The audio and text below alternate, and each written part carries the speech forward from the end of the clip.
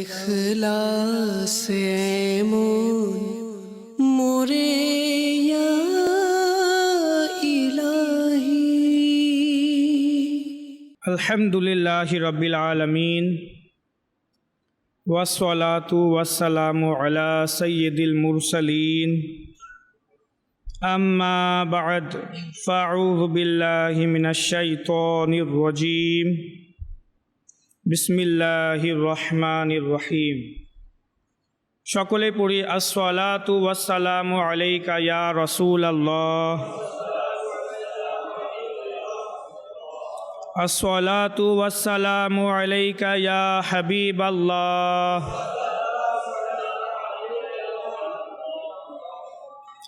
আসসালাতু ওয়াসসালামু আলাইকা ইয়া নবিয়াল্লাহ ওয়া আলা আলিকা ওয়া আসহাবিকা ইয়া নূরাল্লাহ। দুরূদ শরীফের অগণিত ফজিলত এবং বরকত রয়েছে। আমাদের প্রিয় নবী রাসূল আরবি সাল্লাল্লাহু তাআলা আলাইহি ওয়া আলিহি ওয়াসাল্লাম ইরশাদ করেন, যে ব্যক্তি জুমুয়ার দিন 100 বার দুরূদ শরীফ পাঠ করবে, আল্লাহ রাব্বুল আলামিন তার 100টি হাজত পূরণ করে দিবেন, যার মধ্যে থেকে 30টি হচ্ছে দুনিয়ার হাজত, দুনিয়ার প্রয়োজনীয়তা, এবং 70টি আখিরাতের প্রয়োজনীয়তা আল্লাহ রাব্বুল আলামিন ওই বান্দার পূরণ করে দিবেন। আসুন আমরা সকলেই প্রিয় নবী সাল্লাল্লাহু আলাইহি ওয়াসাল্লামের উপর দুরূদ ও সালাম পাঠ করার সৌভাগ্য অর্জন করি। সাল্লু আলাল হাবিব সাল্লাল্লাহু তাআলা আলা মুহাম্মদ সাল্লাল্লাহু আলাইহি ওয়াসাল্লাম, সালাতাম ওয়া সালামান আলাইকা ইয়া রাসূলুল্লাহ। পারা 25 সূরাতুল জাসিয়া, আয়াত নম্বর 14 তে আল্লাহ রাব্বুল আলামিন ইরশাদ করছেন, বিসমিল্লাহির রহমানির রহিম, কুল লিল্লাযীনা আমানু ইয়াগফিরু লিল্লাযীনা লা ইয়ারজুনা আইয়ামাল্লাহ লিয়াজজিয়া কওমান বিমা কানু ইয়াকসিবুন। তাই আজ ইনশাআল্লাহ আযজা ওয়া জাল সংক্ষিপ্ত আকারে হযরত সাইয়েদনা ওমর ফারুক আযম রাদিয়াল্লাহু তাআলা আনহু সম্পর্কে কিছু আলোচনা শোনার সৌভাগ্য অর্জন করব এবং তার জীবনী দ্বারা আমাদের জন্য কি শিক্ষণীয় বিষয় তাও শুনব। হযরত ওমর ফারুক আযম রাদিয়াল্লাহু তাআলা আনহু রাসূলুল্লাহ সাল্লাল্লাহু আলাইহি ওয়াসাল্লামের একজন অন্যতম বিশিষ্ট সাহাবী। দুনিয়াতে তার নাম হচ্ছে উমর, কিন্তু আকাশে ফেরেশতাদের নিকটে তিনি মন্তিকুল হক নামে পরিচিত, যার অর্থ হচ্ছে যে সব সময় সত্য কথা বলে। ইনজিল শরীফে তার নাম ছিল কাফি। জি হ্যাঁ, পূর্বেকার আসমানি কিতাবেও উমর ফারুক আযম রাদিয়াল্লাহু তাআলা আনহুর আলোচনা ছিল। ইনজিল শরীফে তার নাম ছিল কাফি এবং জান্নাতে তার পবিত্র নাম হচ্ছে সিরাজ। তো হযরত উমর রাদিয়াল্লাহু তাআলা আনহুর পৃথিবীতে নাম উমর, আসমানে মান্তিকুল হক, বা পূর্বেকার আসমানের কিতাবে নাম ছিল কাফি এবং জান্নাতে হচ্ছে সিরাজ। আল্লাহ রাব্বুল আলামিন কি মর্যাদা দিয়েছেন। হযরত উমর ফারুক আযম রাদিয়াল্লাহু তাআলা আনহু মক্কাতুল মুকাররমাতে জন্মগ্রহণ করেন। এক বর্ণনা মতে তিনি 39 জন পুরুষদের পর ইসলাম ধর্ম গ্রহণ করেন, অর্থাৎ 39 জন যখন মুসলমান হয়ে গিয়েছিল, তখন প্রিয় নবীর উম্মতি হিসাবে ভূপৃষ্ঠে 40তম মুসলমান ছিলেন হযরত উমর ফারুক আযম রাদিয়াল্লাহু তাআলা আনহু। এর জন্য হযরত উমর ফারুক আযম রাদিয়াল্লাহু তাআলা আনহুকে মুত্তামিমুল আরবাঈন বলা হয়। মুত্তামিমুল আরবাঈন অর্থাৎ ওই ব্যক্তি যিনি 40-এর ঘরকে পূরণ করেছে, 40-এর ঘরকে তিনি পূরণ করেছে। হুজুর সাল্লাল্লাহু আলাইহি ওয়াসাল্লাম হযরত উমর ফারুক আযম রাদিয়াল্লাহু তাআলা আনহুর ইসলাম গ্রহণের জন্য দোয়া করেছিলেন, হে আল্লাহ, তুমি উমরকে মুসলমান বানিয়ে দাও, তাকে ঈমান দান করো। তাই উমর ফারুক আযম রাদিয়াল্লাহু তাআলা আনহুকে মুরাদে রাসূল বলা হয়, যার অর্থ হচ্ছে প্রিয় নবীর আকাঙ্ক্ষা বা ইচ্ছা। তার ন্যায়পরায়ণতা এবং বিচার অতুলনীয়, এ কারণে তাকে আ'দালুল আসহাব অর্থাৎ সাহাবায়ে কেরামের মধ্যে সবচেয়ে বেশি ন্যায়পরায়ণ বলা হয়। হযরত উমর ফারুক আজম রাদিয়াল্লাহু তাআলা আনহু 63 বছর দুনিয়াতে হায়াত পেয়েছেন, প্রায় 10 বছর 6 মাস এবং আরও কিছুদিন তিনি খুবই সুন্দরভাবে নিজের খিলাফতের দায়িত্ব পরিচালনা করেছেন। তার খেলাফতের যুগ মুসলমানদের জন্য একটি সোনালী যুগ। হযরত উমর ফারুক আজম রাদিয়াল্লাহু তাআলা আনহুর খিলাফতের যুগ আমাদের জন্য কি ছিল? একটা সোনালী যুগ ছিল।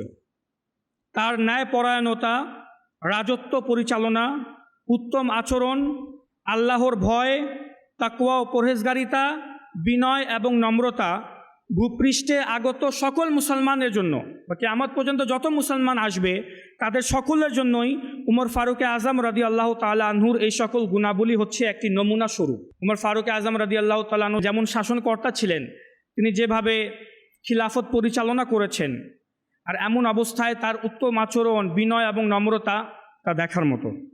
আল্লাহর রাসূল সাল্লাল্লাহু আলাইহি ওয়াসাল্লামের সাহাবী হযরত আব্দুল্লাহ বিন মাসউদ রাদিয়াল্লাহু তাআলা আনহু উমর ফারুক আজম রাদিয়াল্লাহু তাআলা আনহুর প্রশংসা করতে গিয়ে বলেন, এক সাহাবী আরেক সাহাবীর প্রশংসা করতে গিয়ে বলছেন যে, হে উম্মতে মুহাম্মাদি, হে মুহাম্মদ সাল্লাল্লাহু আলাইহি ওয়াসাল্লামের উম্মতিরা, যখনই নেককার মানুষদের আলোচনা হবে তখন হযরত উমর ফারুক আজম রাদিয়াল্লাহু তাআলা আনহুর আলোচনা করতে, তার প্রশংসা বয়ান করতে তাড়াহুড়া করবে, তাকে অগ্রগামী করবে। যখন নেক বান্দাদের আলোচনা হবে তাকে ভুলবে না, বরং তার প্রশংসাকে, আলোচনাকে অগ্রগামী করবে। নিঃসন্দেহে হযরত উমর ফারুক আজম রাদিয়াল্লাহু তাআলা আনহুর ইসলাম ধর্ম গ্রহণ করা দ্বীনে ইসলামের জন্য অনেক বড় সাহায্য ছিল। নিশ্চয়ই হযরত উমর ফারুক আজম রাদিয়াল্লাহু তাআলা আনহুর খলিফা হওয়া অসংখ্য ধর্মীয় যুদ্ধে বিজয় লাভের মাধ্যম ছিল। আল্লাহ রাব্বুল আলামিনের শপথ, হযরত উমর ফারুক আজম রাদিয়াল্লাহু তাআলা আনহু যখন শহীদ হন তখন পৃথিবীর সকল জিনিস, এমনকি গাছপালাও তার জন্য দুঃখ প্রকাশ করেছে। আল্লাহ পাকের শপথ, আমি মনে করি যে হযরত উমর ফারুক আজম রাদিয়াল্লাহু তাআলা আনহুর দুই চোখের মাঝখানে একটি ফেরেশতা ছিলেন, যিনি সর্বদা উমর ফারুক আজম রাদিয়াল্লাহু তাআলা আনহুকে শক্তি এবং দিক নির্দেশনা প্রদান করতেন। আর শুনে রাখো, আল্লাহ পাকের শপথ, হযরত আব্দুল্লাহ ইবনে মাসউদ বলেন, আল্লাহ পাকের শপথ, যদি আমি জেনে যাই যে একটি কুকুর, একটি কুকুর হযরত উমর ফারুক আজম রাদিয়াল্লাহু তাআলা আনহুকে ভালোবেসেছে, তাকে মহব্বত করা শুরু করে দিয়েছে, তো আল্লাহর শপথ করে বলছি আমি সে কুকুরকে ভালোবাসতে শুরু করে দিব। কারণ উমর ফারুক আজম রাদিয়াল্লাহু তাআলা আনহু এমন মোবারকময় সত্তা। হযরত উমর ফারুক আজম রাদিয়াল্লাহু তাআলা আনহুর শানে প্রায় 20টিরও অধিক আয়াতে মোবারকা নাজিল হয়েছে। একজন সাহাবীর শানে 20টিরও বেশি আয়াত শুধু তার প্রশংসায়। তো সে মহান সত্তা কেমন হবে? সূরা কাহাফের মধ্যে আসহাবে কাহাফের ওই কুকুরের ব্যাপারে শুধু একটি আয়াত নাজিল হয়ে গেল। ওই কুকুরের মর্যাদা কত বেশি যে সে জান্নাতে যাবে, মানুষের আকৃতিতে জান্নাতে যাবে। আর যে ব্যক্তির, যে সত্তার ব্যাপারে 20টি আয়াতে মোবারকা নাজিল হয়েছে, তার সম্মান কি হবে আল্লাহর নিকটে? আমি যে আয়াতে মোবারকা তেলাওয়াত করেছি একদম শুরুতে, সেটা ওই 20টির মধ্যে থেকেই একটি। ওই আয়াতে মোবারকাতে আল্লাহ রাব্বুল আলামিন হযরত উমর ফারুক আজম রাদিয়াল্লাহু তাআলা আনহুর প্রত্যক্ষ পরোক্ষ, ডাইরেক্টলি ইনডাইরেক্টলি ভাবে তার প্রশংসাই করেছেন। যেমন আল্লাহ তাবারাকা ওয়া তাআলা অতর আয়াতে ইরশাদ করছেন, কুল, হে আমার হাবিব আপনি বলুন, লিল্লাযীনা আমানু, কাকে বলবে প্রিয় নবী, কাকে বলবে? ও সকল লোকদেরকে যারা ঈমান এনেছে, অর্থাৎ ঈমানদারদেরকে, মুসলমানদেরকে। হে আমার হাবিব আপনি মুসলমানদেরকে বলে দিন। আচ্ছা, কি বলবে? ইয়াগফিরু লিল্লাযীনা লা ইয়ারজুনা আইয়ামাল্লাহ, তারা যেন ক্ষমা করে দেয় ও সকল লোকদেরকে যারা আল্লাহর দিনগুলোর উপর বিশ্বাস রাখে না। আল্লাহর দিনগুলোর উপর যাদের কোনো ভরসা নাই, আল্লাহর দিনগুলোর উপর যাদের বিশ্বাস নাই, ঈমান নাই, তাদেরকে ক্ষমা করে দিতে বলুন। এই আয়াতে লিল্লাযীনা আমানু দ্বারা উদ্দেশ্য হচ্ছে, মুফাসসিরিনে কেরামগণ ইরশাদ করেছেন, উমর ফারুক আজম রাদিয়াল্লাহু তাআলা আনহু। অর্থাৎ হে হাবিব, লিল্লাযীনা আমানু, আপনি উমর ফারুক আজমকে বলে দিন, আপনি নিজের প্রিয়তম সাহাবী উমর ফারুক আজমকে বলে দিন, সে যেন ক্ষমা করে দেয় কাদেরকে? যারা মুনাফিক এবং অমুসলিম। লা ইয়ারজুনা আইয়াম আল্লাহ, যারা আল্লাহর দিনগুলোর উপর বিশ্বাস করে না। আইয়াম আল্লাহ দ্বারা উদ্দেশ্য কি? আল্লাহর দিন দ্বারা উদ্দেশ্য কি? আল্লাহর দিন দ্বারা উদ্দেশ্য হচ্ছে ওই দিন, যে দিন আল্লাহ তাবারাকা ওয়া তাআলার সাথে বান্দার সাক্ষাৎ হবে, সেটাকে আইয়ামুল্লাহ বলা হয়েছে। যে দিন আল্লাহর সাথে বান্দার সাক্ষাৎ হবে, কিয়ামতের দিন, অথবা যেই দিন আল্লাহ তাআলার পক্ষ থেকে আযাব নাজিল হবে বা আযাব অবতরণ হবে, সেই দিনকে আইয়ামুল্লাহ বলা হয়েছে। তো যারা কিয়ামতের দিনকে বা আল্লাহর আযাবকে ভয় করে না, তার উপর ভরসা রাখে না, ঈমান রাখে না, আপনি এমন বান্দা, এমন মুনাফিক, এমন কাফিরদের ব্যাপারে বলে দিন উমর ফারুক আজমকে, যে উমর ফারুক আজম যেন এমন কাফির এবং মুনাফিকদেরকে ক্ষমা করে দেয়। এই আয়াতে মোবারকাতে এই কথাটি বলা হচ্ছে। তো বোঝা গেল আল্লাহ তাবারাকা ওয়া তাআলা প্রিয় নবীকে ইরশাদ করছেন, কুল, হে আমার হাবিব, আপনি বলে দিন কাকে? উমর ফারুক আজমকে, তিনি যেন কাফির মুনাফিকদেরকে ক্ষমা করে দেয়। আজব না, কাফির মুনাফিকদেরকে ক্ষমা করে দেয়। কাকে বলা হচ্ছে? উমর ফারুক আজমকে। এর বিনিময় আল্লাহ তাআলা কি করবেন? লিয়াজজিয়া কওমাম বিমা কানু ইয়াকসিবুন, যাতে করে আল্লাহ তাবারাকা ওয়া তাআলা এমন সম্প্রদায়কে তাদের উপার্জনের বিনিময় দিতে পারে। এখন এই আয়াতে মোবারকার সংক্ষিপ্ত সারাংশ বুঝুন। মূলত অত্র আয়াতে মোবারকাতে বলা হচ্ছে, হে উমর ফারুক আজম, আপনি কাফির মুনাফিকদেরকে ক্ষমা করে দিন, যাতে করে আমি আল্লাহ তাদেরকে শাস্তি দিতে পারি।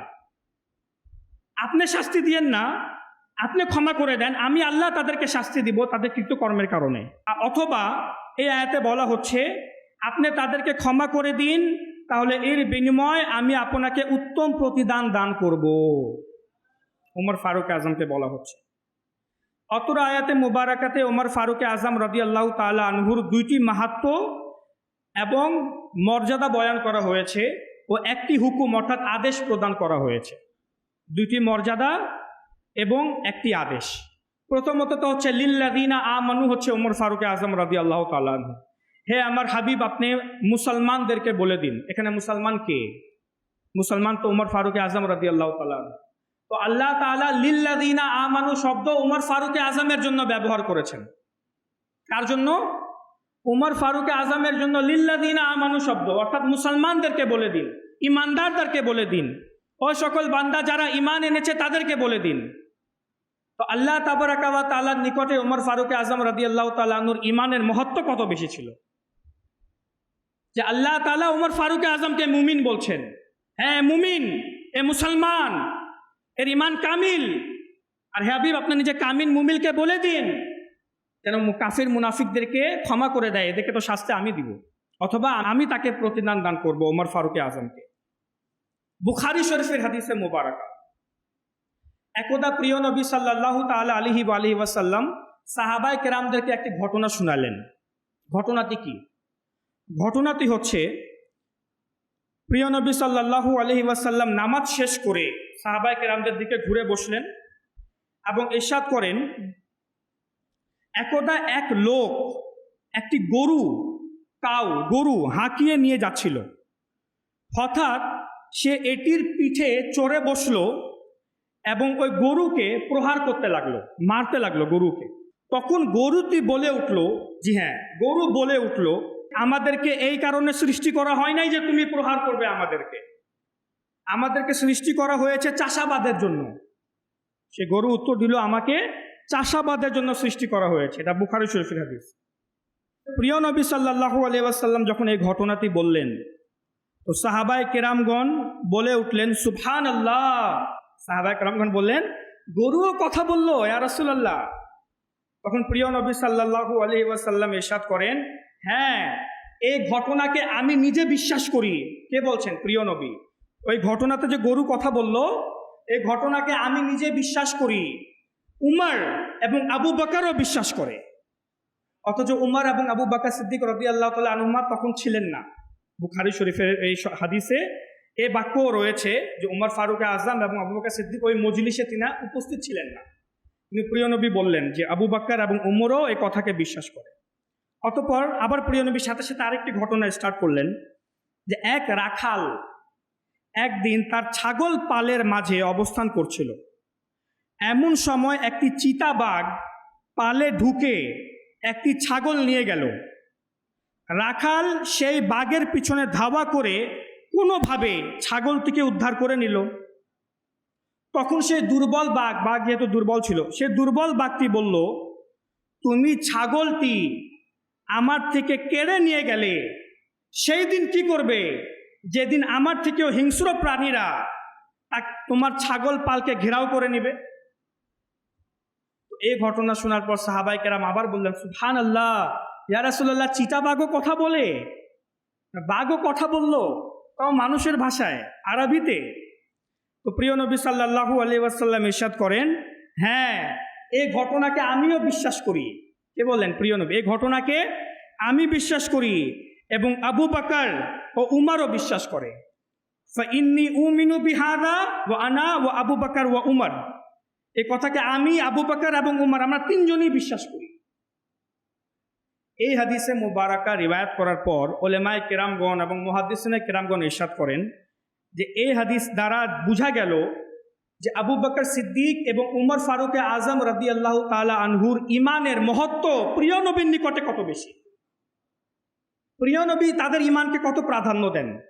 উদাহরণস্বরূপ, আমরা সচরাচর নিজেরা যখন কথা বলি আর একে অপরকে যখন কোনো খবর শোনাই, কোনো সংবাদ দেই বা কোনো নিউ ইনফরমেশন দেই, তখন আমরা কিন্তু মাঝে মাঝে এভাবে বলি।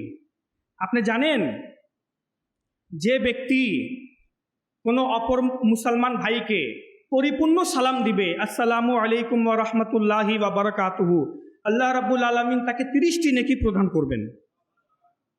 আচ্ছা, কে বলেছে? ওই অমুক মসজিদের ইমাম সাহেব। আপনার রেফারেন্স টানি না? অমুক মসজিদের ইমাম সাহেব এই কথাটি বলেছে। ও আচ্ছা আচ্ছা, তাহলে তো কথাটি সত্য হবে। আপনি জানেন অমুক হাদিসের কিতাবে এমন রয়েছে? বলে কে বলেছে? বলে অমুক কিতাবে আছে, আমাকে অমুকে বলেছে। এই কথা আমিও বিশ্বাস করি, অমুকও বলেছে, অমুক তো পড়েছে, সে জানে নিশ্চয়ই। আমরা রেফারেন্স কখন টানি? আপনি জানেন হাদিসে মোবারকাতে এমন আছে, কোন কিতাবে? বুখারী শরীফে। আমরা কারো রেফারেন্স কখন টানি, কারো রেফারেন্স কখন দেই? যখন ওই ব্যক্তি, ওই বই, ওই টিভি চ্যানেলের গুরুত্ব, মর্যাদা আমাদের নিকটে অনেক বেশি থাকে। আরে অমুক চ্যানেলে দেখেছি এরকম, আমরা 10 জন মিলে একসাথে দেখেছি।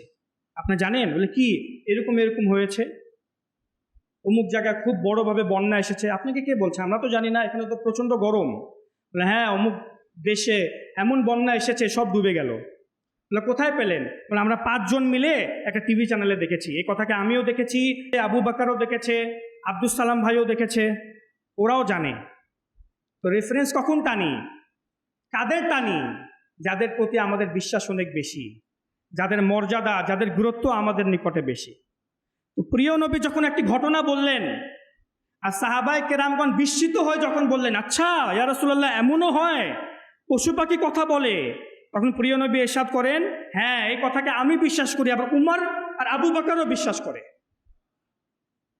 তো বোঝা গেল প্রিয় নবীর নিকটে এই 2 জন সাহাবী, উমর ফারুকে আজম এবং আবু বকরের ঈমানের, তাদের বিশ্বাসের মহত্ব কত বেশি। প্রিয় নবী যার ঈমানের সাক্ষ্য দিয়ে দিলেন, তাকে আর কিছু প্রয়োজন, আর কিছু দরকার? সে তো সফল। তো এটা হচ্ছে হযরত উমর ফারুকে আজম রাদিয়াল্লাহু তাআলা আনহুর ঈমানের শান এবং মর্যাদা। তার ঈমান এত বেশি প্রখর ছিল। অপর এক হাদিসে মুবারাকাতে রয়েছে, আশাদ্দুহুম ফি দীনিল্লাহি উমর। আল্লাহর দ্বীনের ব্যাপারে সর্বাপেক্ষা কঠোর মনোভাবাপন্ন ব্যক্তি হচ্ছে উমর। আশাদ্দু উম্মতি ফি আমরিল্লাহি উমর।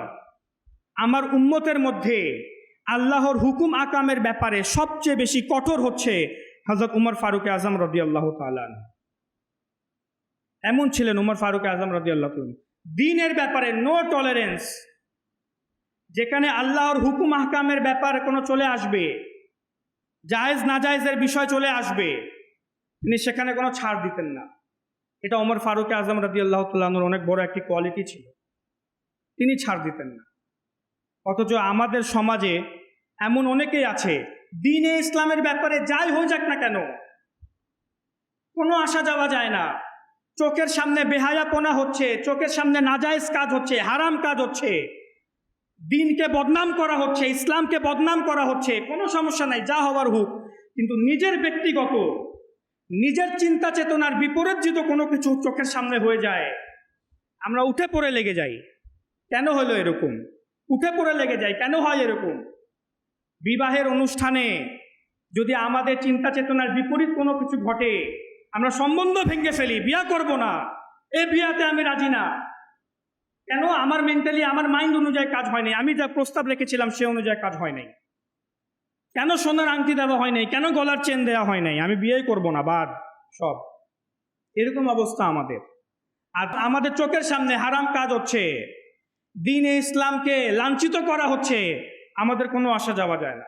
অথচ ওমর ফারুক আজম রাদিয়াল্লাহু তাআলা আনহু এই ব্যাপারে কঠোর ছিলেন, কোনো ছাড় নেই। যে আল্লাহর ব্যাপারে ছাড় দেয় না, আল্লাহ তাবারাকা ওয়া তাআলা আবার তাকেও খেয়াল করেন, তার দেখাশোনা করেন। আচ্ছা, ওমর ফারুক আজম রাদিয়াল্লাহু তাআলা আনহুর দ্বিতীয় এক গুণাবলী হচ্ছে যে যার শান এবং মর্যাদা ওই প্রথম আয়াতে আল্লাহ তাআলা বয়ান করেছেন যে তুমি ক্ষমা করে দাও, তুমি ইয়াগফিরু, উমর ক্ষমা করে দাও। ওমর ফারুক আজম রাদিয়াল্লাহু তাআলা আনহুকে আল্লাহ তাআলা কেন বললেন কাফির মুনাফিকদেরকে ক্ষমা করে দেওয়ার জন্য? আসুন এর প্রেক্ষাপটটি শুনি। হযরত আব্দুল্লাহ ইবনে আব্বাস রাদিয়াল্লাহু তাআলা আনহু থেকে বর্ণিত, মদিনাতুল মুনাওয়ারাতে হিজরত করার পূর্বে একদা এক মুনাফিক, এক অমুসলিম হযরত উমর ফারুক আজম রাদিয়াল্লাহু তাআলা আনহুকে গাল মন্দ করে, গালি দেয়। আমাদেরকে যদি কেউ গালি দেয় আমরা তখন কি করি অবস্থা? এখন শুনুন উমর ফারুক আজম রাদিয়াল্লাহু তাআলা আনহুর বেলায় কি হয়েছে। তো যখন গালি দেয়, যেহেতু উমর ফারুক আজম রাদিয়াল্লাহু তাআলা আনহু অনেক সাহসী ব্যক্তি ছিলেন, আর মানুষদের মাঝে তার অনেক প্রতাপও ছিল, তাই তিনি সেই ব্যক্তিকে শাস্তি প্রদান করার ইচ্ছা পোষণ করলেন, একে আর ছাড়ব না। যখনই তিনি তাকে শাস্তি প্রদান করার ইচ্ছা পোষণ করলেন, তখনই আল্লাহ তাবারাকা ওয়া তাআলা প্রিয় নবীর কাছে এই আয়াতে মোবারকা নাযিল করেন যে উমরকে বলে দিন ক্ষমা করে দিতে। মুসলমান কামিল মুমিনকে, উমরকে বলে দিন ক্ষমা করে দিতে, সে যে গালি দিয়েছে এর শাস্তি আমিই দিব তাকে।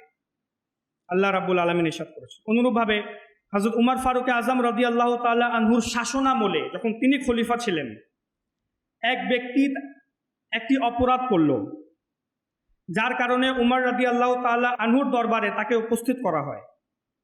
তিনি রাদিয়াল্লাহু তাআলা আনহু যখন সে ব্যক্তির ঘোষণা শুনালেন যে তোমাকে এই শাস্তি দেওয়া হবে, তখন সে ব্যক্তি উমর রাদিয়াল্লাহু তাআলা আনহুর সামনে এই আয়াতে মোবারকা তেলাওয়াত করে, খুযিল আফওয়া ওয়া'মুর বিল উরফ ওয়া আ'রিদ আনিল জাহিলিন। খুযিল আফওয়া, ক্ষমা করো। এটা আল্লাহ তাবারাকা ওয়া তাআলা কোরআনে পাকে ইরশাদ করেছেন, খুযিল আফওয়া, তোমরা ক্ষমা করো, ওয়া'মুর বিল উরফি, এবং ভালো কাজের আদেশ দাও, ভালোভাবে, উত্তমভাবে, সৎভাবে ভালো কাজের আদেশ দাও। ওয়া আ'রিদ আনিল জাহিলিন, এবং অশিক্ষিত জাহিল ব্যক্তিদের থেকে মুখ ফিরিয়ে নাও, অশিক্ষিতদের থেকে মুখ ফিরিয়ে নাও। এই আয়াতে মোবারকা শুনে হযরত উমর ফারুক আজম রাদিয়াল্লাহু তাআলা আনহু কিছুক্ষণ কি যেন চিন্তা ভাবনা করলেন, অতঃপর ইরশাদ করলেন, যাও আমি তোমাকে মুক্ত করে দিলাম, তোমাকে আমি আজাদ করে দিলাম, তোমাকে শাস্তি দিব না।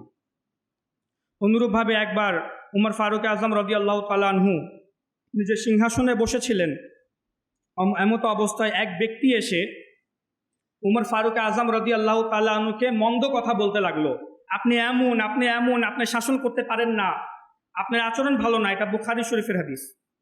ডাইরেক্ট মুখের উপর, কে? যিনি ইসলামের দ্বিতীয় খলিফা, তার মুখের উপর, আপনি শাসন করতে পারেন না, আপনি আচরণ ভালো না, আপনি মানুষের হক আদায় করতে পারেন না। উমর ফারুক আজমকে বলছে, যিনি রাতের অন্ধকারে বের হয়ে এলাকার মানুষদের খবর নিতেন যে সবাই ঠিক আছে নাকি, যারা ইয়তীম এবং বিধবা তাদের বাসায় অন্ন ত্রাণ পৌঁছিয়ে দিতেন এবং নিজে গিয়ে পৌঁছিয়ে দিতেন না রাতের অন্ধকারে। কেন রাতের অন্ধকারে? যেন কেউ আমাকে দেখতে না পারে যে আমি এত ভালো কাজ করছি, এটা যেন শুধু আল্লাহ আর আমি জানি। আর নিজের মুখকেও তিনি ঢেকে নিতেন যে যার বাসায় আমি ত্রাণ দিতে যাচ্ছি সে যেন আমাকে চিনে না নেয়, ইনি তো ইসলামের দ্বিতীয় খলিফা ওমর ফারুক আজম। তিনি ছিলেন এমন, আর তার দরবারে গিয়ে এভাবে বেয়াদবি করা হচ্ছে। উমর ফারুক আজম রাদিয়াল্লাহু তাআলা আনহু শোনার সাথে সাথে, যেহেতু মানুষ ছিলেন, মানুষের স্বভাব তো থাকবেই। তিনি রাগান্বিত হয়ে গেলেন। রাগান্বিত হওয়ার পর তিনি যখনই ইচ্ছা পোষণ করলেন যে একে শাস্তি দেওয়া উচিত, তখনই ওই ব্যক্তি যে খারাপ বা মন্দ কথা বলছে সে ওই আয়াতে মোবারাকা তেলাওয়াত করলো, খুযিল আফওয়া ওয়া'মুর বিল উরফ ওয়া আ'রিদ আনিল জাহিলিন। উমর, ভুলিয়েন না, আল্লাহ তাআলা বলেছেন ক্ষমা করো এবং ভালোভাবে উত্তমভাবে সৎ কাজের আদেশ দাও এবং অশিক্ষিতদের থেকে মুখ ফিরিয়ে নাও। উমর ফারুক আজম রাদিয়াল্লাহু তাআলা আনহু শোনার সঙ্গে সঙ্গে বললেন, যাও, তোমাকে ক্ষমা করে দিলাম, তোমার যা ইচ্ছা তুমি বলো। এমন ছিলেন উমর ফারুক আজম রাদিয়াল্লাহু তাআলা আনহু। অথচ আমাদের অবস্থা কি? আমাদের মধ্যে থেকে আমাদের সমাজে ধৈর্য একেবারেই উঠে যাচ্ছে, ধৈর্যশীলতা উঠে যাচ্ছে। ছোট ছোট কথায় আমরা ঝগড়া করে ফেলি, ছোট ছোট কথায়। কেউ আমাদেরকে কিছু বলতে দেরি নাই, তার সাথে আমার ঝগড়া শুরু। প্রথমে ঝগড়া শুরু হয় গালিগালাজ দিয়ে, গাল মন্দ করে, আর শেষ হয় মারামারিতে গিয়ে। যতক্ষণ পর্যন্ত মারামারি হবে না, ঝগড়া শেষ হবে না। আর নাউযুবিল্লাহ, আল্লাহর পানা, কিছু কিছু পরিস্থিতিতে হত্যা পর্যন্ত করে ফেলি। এটা কিছু কিছু পরিস্থিতিতে এমনও হয়, হত্যা না করা পর্যন্ত শান্তি নেই। এমনটি করা উচিত না, আমাদেরকে ধৈর্যশীল হওয়া উচিত। কেউ যদি আমাদেরকে কিছু বলে, রাগকে দমন করা উচিত, ক্ষমা করা উচিত। আপনি জানেন, এক ব্যক্তি প্রিয় নবীর দরবারে এসে, বুখারী মুসলিমের হাদিস, এসে আরজ করলো প্রিয় নবীর দরবারে, ইয়া রাসূলুল্লাহ, আমাকে নসিহত করুন। ইরশাদ করেন, লা তাকদব, রাগ করবে না। তারপর লা তাকদব, রাগ করবে না। তারপর লা তাকদব, রাগ করবে না। বুঝলাম। তারপর লা তাকদব, রাগ। একই কথা বারবার বললেন প্রিয় নবী তাকে, রাগ করবে না, সফল হয়ে যাবে। রাগ করা ছেড়ে দাও, বরং ক্ষমা করা শিখো। একবার মুসা আলাইহিস সালাম আল্লাহ তাআলাকে আরজ করেন, হে আল্লাহ, হে আমার প্রতিপালক, তোমার নিকটে সবচেয়ে সম্মানিত ব্যক্তিকে। তখন আল্লাহ রাব্বুল আলামিন ইরশাদ করেন, হে মুসা, আমার নিকটে সবচেয়ে সম্মানিত এবং পছন্দনীয় ব্যক্তি হচ্ছে সে যে সামর্থ্য থাকার পরেও প্রতিশোধ নেয় না। সামর্থ্য, ক্ষমতা সব আছে, শক্তিও আছে, প্রতিশোধ নেয় না, ক্ষমা করে দেয়। এমন বান্দা আমার নিকটে সম্মানিত। আর সত্যি কথা বলি, আল্লাহ তাআলার কাছে যে সম্মানিত, আল্লাহ রাব্বুল আলামিনের নিকটে যার সম্মান, সেই মূলত সম্মানিত ব্যক্তি। আর যার সম্মান আল্লাহ তাআলার নিকটে বেড়ে যায়, দুনিয়াতে মানুষের মনে তার সম্মান অটোমেটিক্যালি বেড়ে যায়। তাই ক্ষমা করা শিখুন, ধৈর্য ধারণ করা শিখুন।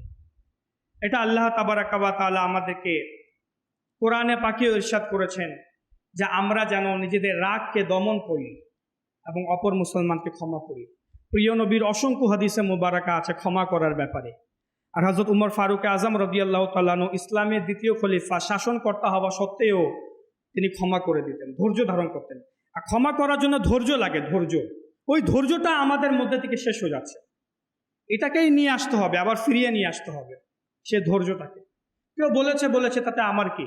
বুজুর্গানের দিনদেরকে মানুষ কত গালিগালাজ করতো, কিন্তু তারা কিছুই বলতেন না। একদা বায়েজিদ বুস্তামি রহমাতুল্লাহি তাআলা আলাইহির দাড়িকে নিয়ে একজন কটূক্তিমূলক কথা বলল যে আপনার দাড়ি তো কুকুরের লেজের মতো। নাউযুবিল্লাহি মিন যালিক। বায়েজিদ বুস্তামি রহমাতুল্লাহি তাআলাকে, আপনার দাড়ি কুকুরের লেজের মতো। তখন বায়েজিদ বুস্তামি রহমাতুল্লাহি তাআলা আলাইহি বলেন যে দেখো, আমি তো জানি না যে আল্লাহ তাআলার নিকটে আমার মর্যাদা কেমন। মৃত্যুর পর বুঝতে পারবো যে আমি আল্লাহ তাআলার নিকটে মকবুল আছে কিনা। যদি মৃত্যুর পর দেখি যে হ্যাঁ আমি জাহান্নামী বা আমার আমল ভালো না, আল্লাহ আমার থেকে নারাজ, তাহলে শুধু দাড়ি নয়, আমার সত্তাই সম্পূর্ণ খারাপ, কুকুরের চেয়েও খারাপ। কিন্তু যদি মৃত্যুর পর আমি জানতে পারি যে হ্যাঁ আমি জান্নাতি, আল্লাহ তাআলা আমার থেকে খুশি এবং রাজি, তাহলে তুমি আমারে কুকুর বলো, যাই বলো, আমি তা পরোয়া করি না। তেমন সুন্দর একটি উত্তর দিলেন। আর আমরা থাকলে, তুমি আমার দাড়িকে কুকুর বললে, আসো তোমার বংশকে আমি কিভাবে বুঝাই, গালি শুরু করি। দাঁড়া, গালি সমস্ত জীবনে, এখন বুঝাচ্ছি গালি কারে বলে। আমাদের অবস্থায় ছেড়ে না, ধৈর্য লাগবে, তাহলে আল্লাহ তাআলার দরবারে সম্মান পাবো। আর আল্লাহর দরবারে যখন সম্মান পাবো, পৃথিবীর বাসীর নিকটে এমনিতেই সম্মান পেয়ে যাবো। এটাই হচ্ছে আল্লাহ তাবারাকা ওয়া তাআলার তরিকা। আল্লাহ রাব্বুল আলামিন আমাদের ধৈর্য ধারণ করার তৌফিক দান করুক, রাগকে দমন করার তৌফিক দান করুক, অপর মুসলমানকে ক্ষমা করারও তৌফিক দান করুক। আমিন বিজাহিন নবিয়িল আমিন সাল্লাল্লাহু তাআলা আলাইহি ওয়া আলিহি ওয়াসাল্লাম। দাও ইখলাসে এমন মোরে